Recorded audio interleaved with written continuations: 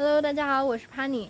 那7月31号呢，香港政府正式公布了将9月份立法会选举推迟1年的这样一个决定。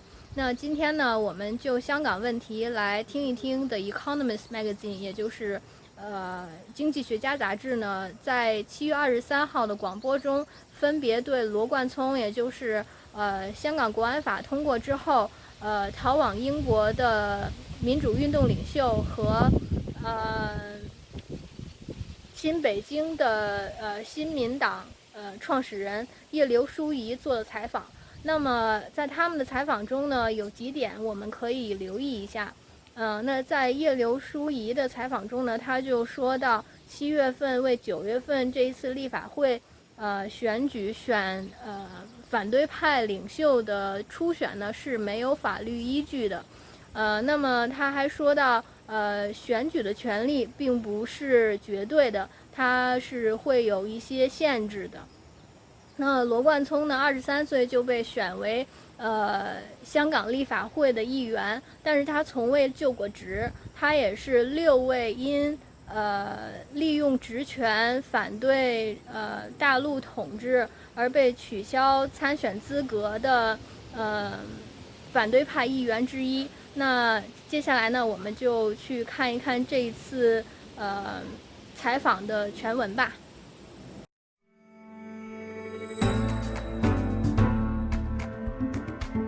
A year ago, the streets of Hong Kong were packed with protests against a bill that threatened criminal suspects with extradition to mainland China. Today, those streets are quiet. It's partly due to a renewed spike in coronavirus cases, but behind closed doors, Hong Kong is changing fast. Under the aegis of a sweeping new national security law passed in secret on June the 30th, Chinese Communist Party officials have moved from the fringes to the heart of local policy making. It authorises the Chinese government's secret agents to impose order not subject to local law. Government-appointed judges can dispense with juries and try cases in secret. Complex or serious crimes can be tried on the mainland. Politically sensitive books have been pulled from library shelves. Any social media post deemed to be a threat can be removed and its author banned. It's a certainty of sorts. The stock market has leapt, but many hearts have sunk. You're listening to The Economist Asks. I'm Anne McElvoy, and this week we're asking, has China won the battle for Hong Kong? Later on in the programme, you'll hear from Nathan Law, a leading pro-democracy activist who's felt obliged to leave Hong Kong for fear of punishment under the new law. Just try to imagine if you live in a country or in a place that there is no freedom of expression, freedom of demonstration, or even freedom of thought. But my first guest is Regina Ip. A member of Hong Kong's Executive and Legislative Councils, she was Secretary for Security from 1998 to 2003, and she's the founder and chairperson of the pro-Beijing New People's Party. Regina Ip, welcome to The Economist Asks. Hello. Thank you for having me. Thank you very much for being with us today. Now, a year ago, with Hong Kong erupting in protest, you contributed an opinion piece to us at The Economist in our Open Future project, arguing that in view of Hong Kong's declining economic importance to China, Hong Kong should maybe be more worried about abandonment by China than intervention. So what changed, and why did China decide that this new law was necessary? Hong Kong's democratic movement has been hijacked by extremists and radicals. In fact, in the recent primaries held by the pandemic, you can see that the traditional democratic representatives were displaced by the extremists and localists, who support a form of Hong Kong independence. So in view of the rise of this Hong Kong independence or democratic self-determination movement in Hong Kong, Beijing had to move in to enact a new piece of legislation to fill the gaps in our legislation. In view of last year's turbulence, in particular, what is perceived by Beijing as challenges to its sovereignty and authority and threatening its security, Beijing moved very quickly to enact a new national security law for implementation in Hong Kong. That's what has happened. But given your own analysis that Hong Kong was declining in its importance to China in economic terms, why was this necessary at all? Why would a secessionist movement, if that's what you think it has become, why would it be considered such a threat to China? Well, Hong Kong is important, not just as an economic city. Geographically, it's at the southern doorstep. It's definitely against China's interest to have Hong Kong, the most international city in the nation, to become a subversive base or a hotbed for rebels.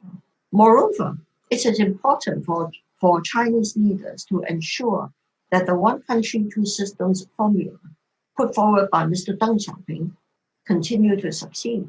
And in the new national security law, the first article, Article 4, repeatedly stressed that rights and freedoms will continue to be safeguarded in Hong Kong. And one country, two systems, this concept will continue to be privileged. But you see, that's the crux of the matter, isn't it? The key point. Because a lot of the protesters who are not arguing for secession outright from China nonetheless feel that one country, two systems is being watered down by this intervention. And these are by no means all extremists, are they? They're people, and you will know them well, you'll know many of them personally, who simply argue that Hong Kong, to fulfill the spirit of that agreement, needs more freedoms, and those freedoms are under attack. What is wrong with what they say? These concerns are understandable, but I think we should bear in mind that rights and freedoms are not absolute, even under the International Covenant on Civil and Political Rights. Many countries around the world have some form of national security legislation, which has some impact on rights and freedoms. UK, for example, has hate crimes. You can prosecute someone for expressing hatred on the basis of sex, race, nationality, religion. There are many offenses on the statute books of many countries which has some impact on rights and freedoms, provided that they are reasonably necessary and proportionate. And in what sense would you say one country, two systems still exists? How different is Hong Kong from any other Chinese city or territory? We are a common law jurisdiction. We have strong common law foundations. We are radically different from the mainland in this respect. And under common law brings with it all the reasonable safeguards of rights and freedoms, due process and remedies to wrongdoing. But many senior legal minds in Hong Kong, Martin Lee and others, feel that that's an empty statement and that the judiciary is now coming under pressure. I think it's really irresponsible for a senior lawyer like Martin Lee to say that.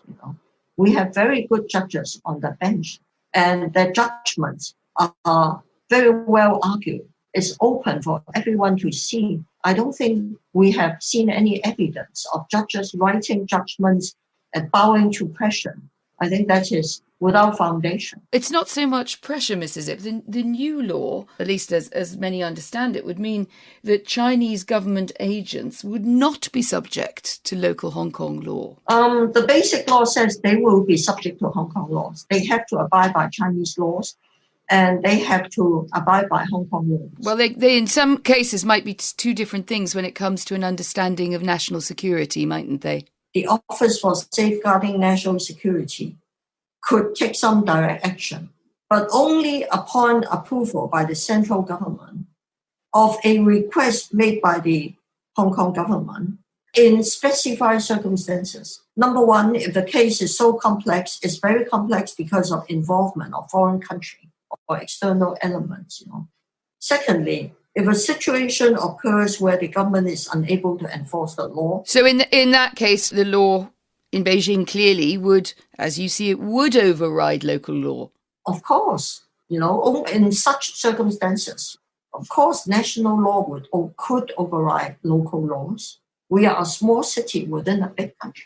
On Monday, Britain joined with Canada and Australia suspending the extradition agreement with China over the Hong Kong situation. What's your response to that? It's really unwise for UK to suspend the fugitive offenders arrangement because that arrangement covers 29 serious criminal offences, but does not cover public order offences or national security offences. It really means that without this sort of arrangement, UK could become a haven for criminals like drug traffickers. Of the three agreements in the area of criminal mutual assistance, UK is suspending one only. UK and US is leaving untouched, I think, the most important one about mutual assistance in criminal matters. That is cutting off terrorist funding, money laundering, internet crime. There are many areas where Hong Kong and UK can continue to cooperate. For example, in academic and cultural exchange. I don't see why that cannot continue. But it has been quite a disruption in the relationship, and I suppose the offer of a kind of safe space, if you like, in Britain to those who may want to leave Hong Kong in the wake of the passing of this law is a very strong implicit criticism of Hong Kong. But it's not as generous as it sounds, It's just offering an immigration route. Britain is far more generous to other former dependencies. In the year 2000, it passed the British Overseas Territories Act and gave British citizenship outright without settlement requirement to the last remaining 12 dependencies. It's treating Hong Kong differently from the other former dependencies. I don't know whether it's because of race. I don't think it's that generous, and I don't think many people will want to emigrate to UK. And do you think the relationship with Hong Kong will remain close after the passing of the legislation as it stands? It takes two to tango. It's also a matter of choice for your government.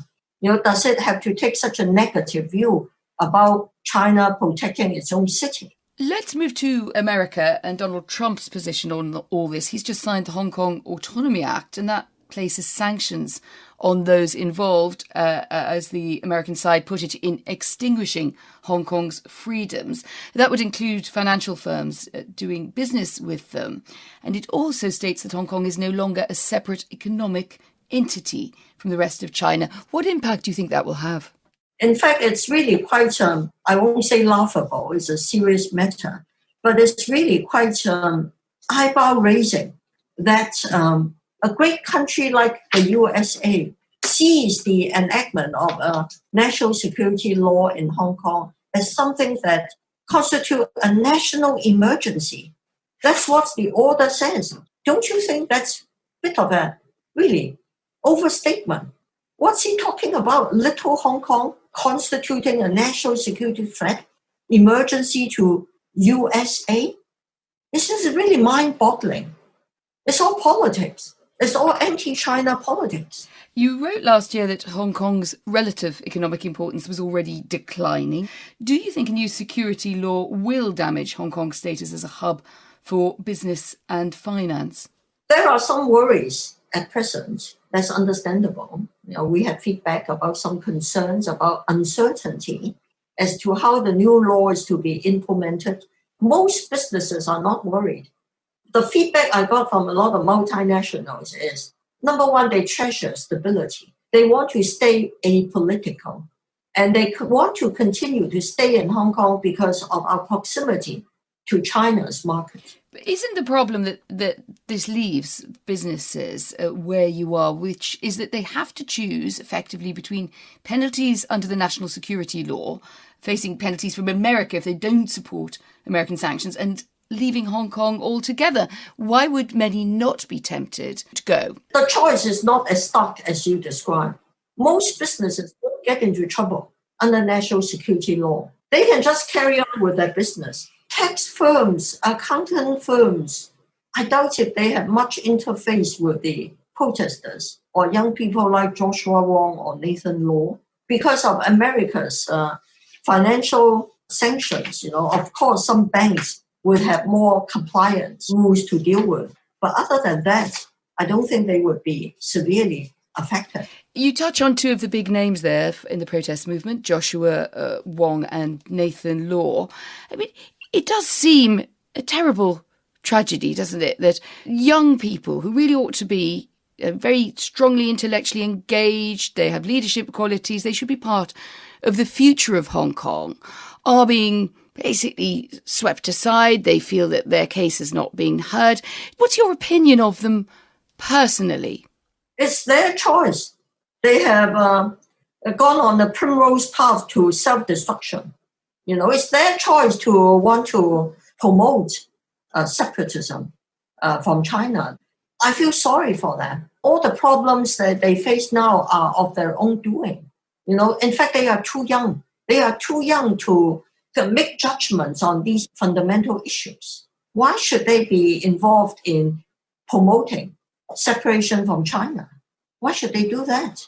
I often wonder who's behind them. You think they are being steered by other people? I mean, they seem, and we've had contact with them over the years, like many journalists, they seem like rather independent-minded people.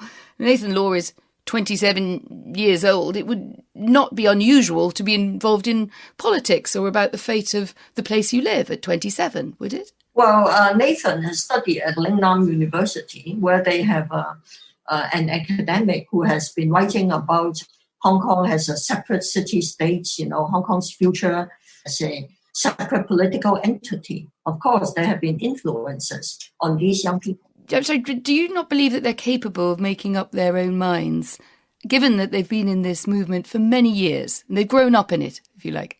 I'll be happy to debate them. Too bad I never had a chance. I don't think they have ever taken part in some really rational, informed debate about Hong Kong's future.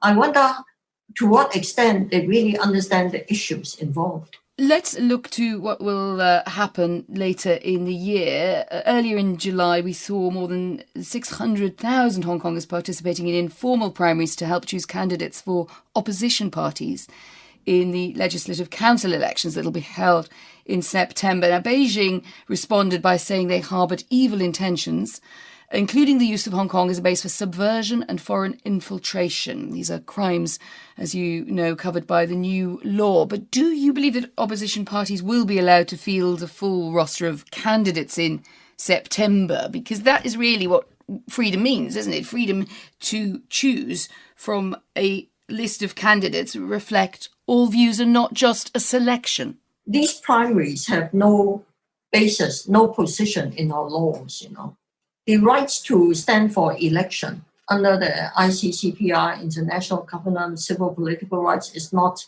absolute. It can be subject to certain restrictions.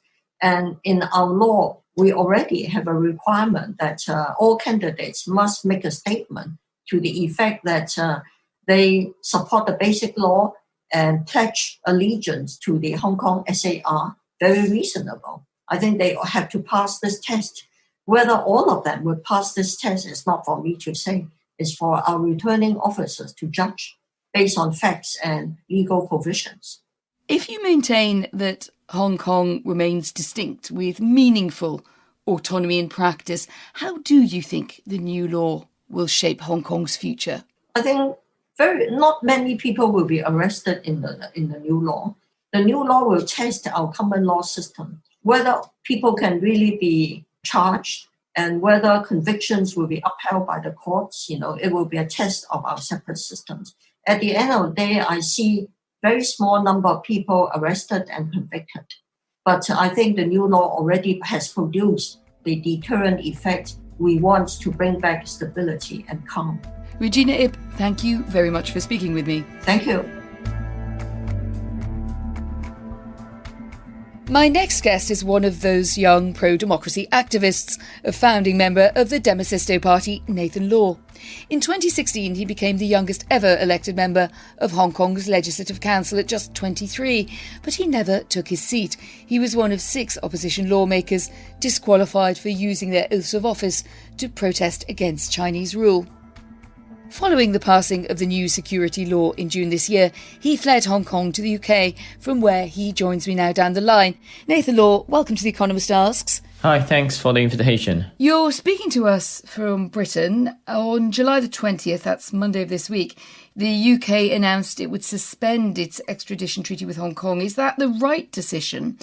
And from a personal perspective, having left the territory for Britain, how do you feel about the development? Yeah, I think the British government made a very prompt decision in regards to the latest situation in Hong Kong, which is the latest implementation of national security law. You could see that the national security law really destroyed the rule of law in Hong Kong. It gives the authority, the government's whipping power of like prosecution or assigning judges, depriving the individuals from having a jury. So it is important that countries like the UK adopt measures like this in order to showcase the crisis, the level of crisis in Hong Kong. So earlier in the show, we spoke to Regina Ip, who you will know well. She's a member of the Hong Kong Executive Council, its cabinet. She says the new law is already producing the deterrent effect on protests that was intended. She thinks it won't lead to many arrests and that it is a test of one country, two systems in practice. What's your view? Does one country, two systems still exist under this new arrangement? The deterrence effect proposed by the National Security Law and Regina Ip referred to is at the expense of people's freedom. Just try to imagine if you live in a country or in a place that there is no freedom of expression, freedom of demonstration, or even freedom of thought, then definitely like protest does not exist or will be largely quashed. But these are our freedom. We are entitled to enjoy this freedom. But the government wanted to protect the authority, to protect the Communist Party, and they tried to suppress the protests at the expense of people's entitled freedom. So that is the problem.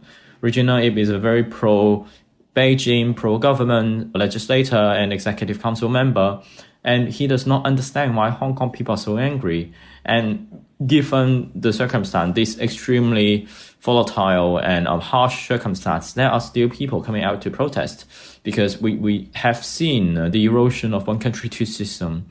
We have seen the decline of freedom and autonomy in Hong Kong. One of the other remarks she made when we spoke to her just before we spoke to you is that pro-democracy activists like yourself and Joshua Wong are too young to make judgments about fundamental issues. They were her words. She said, I often wondered who they are being steered by. What's your response to that? Well, it's interesting that these pro-Beijing people were very conservative with things like authoritarian is fine, autocracy is fine, really hate the younger generation. Well, no one in the world with rational mind would think that people who are in their 20s, their opinion are not important. For me, I was elected as a legislator at the age of 23. I got more than 50,000 votes. Does she imply that those 50,000 people who voted for me were also so blatantly ignorant? It just was shocking how nonsense they are, actually. For me, it's important that we understand the national security law, which provides a gateway for Hong Kong's authority to prosecute political activists at their own will without much restriction and with their political determination. That would definitely harm Hong Kong as a whole. And one of the other complaints that she had is that you hadn't agreed to debate with her. She said you needed rational, informed debate now about Hong Kong's future. To what extent do democracy activists like yourself think that there is a point in debating with Regina Ip and people on her side of the argument? Well, it's interesting that she said I refused that because I've never received any invitation. So if she wants that, I'll definitely be able to do it. And I welcome rational discussion, and I welcome her to debate with me on any other issue, because I'll definitely know that we are standing on the side of truth. We're standing on the side of people's values and people's rights. Well, there you go. At least the offer has been made through the programme if you to decide that you want to take it up. A little over a year ago, there were 1.7 million people demonstrating on the streets of Hong Kong against a much more narrowly focused piece of legislation, an extradition agreement with China. Where have they gone? Have they melted away? And do you expect more protests? And if so, what is the likely scale of it now? Well, I think the support for Hong Kong's democratic movement is still really strong. There were more than 600,000 people coming out to vote for the primary election for the democratic camp. The things that make people disperse is that the government has been adopting very draconian and very harsh measures to deal with protests. For example, they used excessive force. The police, sometimes they just beat up the protesters, and they are not getting any checks and balances in the system. For the past few months, there have not been single authorized or permitted protest by the government, by the police force. So they are actually tossing our rights into the rubbish bin in order to quash the protest. The support of the movement is still very strong, but it's just there is no peaceful ways that the government allow to express their opinion. And if you look at it from the perspective that Mrs. Ip embodies, the pro-democracy movement has been hijacked, she says, by extremists and radicals. They want complete secession from China, and that's why China had to impose this new law. Just to be clear, do you want Hong Kong to be fully independent from mainland China? Well, I've never advocated for independence, and I think most of Hong Kong people, their genuine wish is to reserve our autonomy and democracy, which is embedded into the British Declaration and the One Country, Two System. But for now, it's just the problem that Beijing does not meet up the expectation and the promises made in the treaty. They refused to follow the opinion of Hong Kong people. So I think it is not about having independence. That is just a way that Beijing to distort public opinion. It's about Beijing violating the British Declaration and does not respect the promises they have made for Hong Kong people, which are autonomy and democracy. And what do you think will happen next? I mean, some people do think that China has won a major victory in the battle for Hong Kong. Is that your view? Well, for the next step, we need to be really persistent and tenacious and really keep up the protest on the ground. And for the international level, we've got a lot of policy change in regards to China. And I think as long as it continues, then China would have to be accountable to the international community and fix its human rights violation, no matter in Xinjiang or in Hong Kong. What do you think is most effective in terms of the international community support? We have touched on the response of the British government, but the response of the British government is it's an easier path for people to leave Hong Kong than it is to support people on the ground in Hong Kong. We need to understand that these strategies are multilateral and we don't have to pick one. We actually could have a combination of that. And for me, helping people who are in grave danger to have a safer spot is important. But on the other hand, helping those who are resisting on the ground, willing to risk to protest, is also important. So putting pressure on China, really voicing out staunch support for the human rights defenders in Hong Kong, and also accusing China for their misbehaviors in Xinjiang, I think these will apply pressure on Beijing, and there will be a point that they have to review their strategy. I think for now, the direction has been moving to quite a positive sign. And I hope that in the future, countries together could work more and to implement more policies on Hong Kong. We cover a lot of business and obviously the economic impacts on Hong Kong and on the Hong Kong-China relationship. There's clearly a lot of anxiety about that. About 3/4 of those surveyed by the American Chamber of Commerce were concerned, and yet 2/3 of respondents also indicate that companies haven't got any plans to move out of Hong Kong, and the Hang Seng Index surged after the law was passed on June the 30th. So is it really the case that business might turn a blind eye to a lot of this and continue as before? Well, yes, but we have to observe quite a long term. During this crisis time, that there will be a lot of Chinese money flowing into the market. And the reason why the Hang Seng Index surged partly because there were actually a lot of like so-called national team in order to create an atmosphere that Hong Kong's economy is not collapsing. But for the long term, I understand that there are a lot of companies, especially in the media or tech company, they're thinking about moving away from Hong Kong because the law imposed by the government has been creating a lot of chilling effect on them, and they just don't know when they will be falling into the legal trap set by the government. We all agree that free flow of information, free flow of capital, these are really important infrastructure or cornerstone for Hong Kong's success, and we are seeing it being eroded by the law.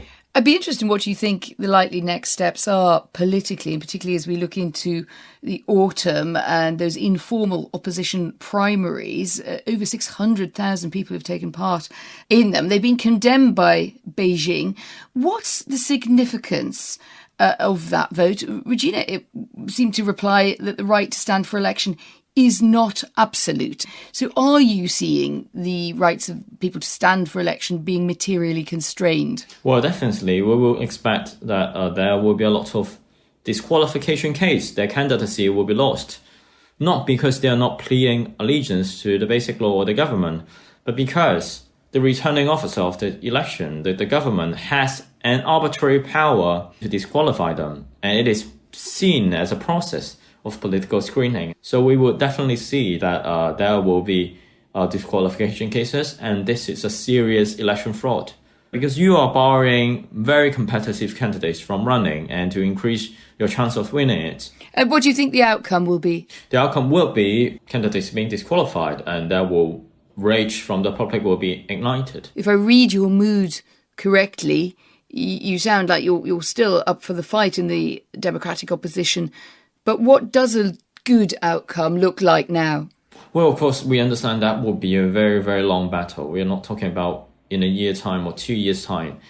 It's important that people preserve, but it's also important that we're not blindly optimistic about the length of that struggle against an authoritarian and autocratic government. So for me, yes, indeed, we need to have belief in ourselves and the future and democracy. But we also have to be prepared for a very, very long struggle time. I feel I have a lot of things to do. Nathan Law, thank you very much for joining us. Thank you so much. 在刚刚的采访中呢，对我有很大感触的就是，感觉是采访中的两个人完全是两个不同世界的人，然后各自说着各自世界的语言，然后完全说不到一起去。然后，那这种感觉呢，跟海外就是公民投票制的这种国家，形成了很大的反差。一般在海外呢，都是老人每一次的选举都会很关心，甚至每个党的什么政纲都是非常的了解。然后年轻人呢，都是对政治整体都不是很关心，甚至就是投票日都不会去走这一趟去投票，因为投票日一般都不是周末嘛，然后还要请假什么的，很麻烦。然后在国内呢，一般好像反正这一次的采访给我的感觉是年轻人在推动这些民主的进程，然后那些上了年纪的人呢，还是墨守成规，然后坚持原来的模式。那如果大家有什么想法呢，也可以给我留言。那我们下一期再见了，拜拜。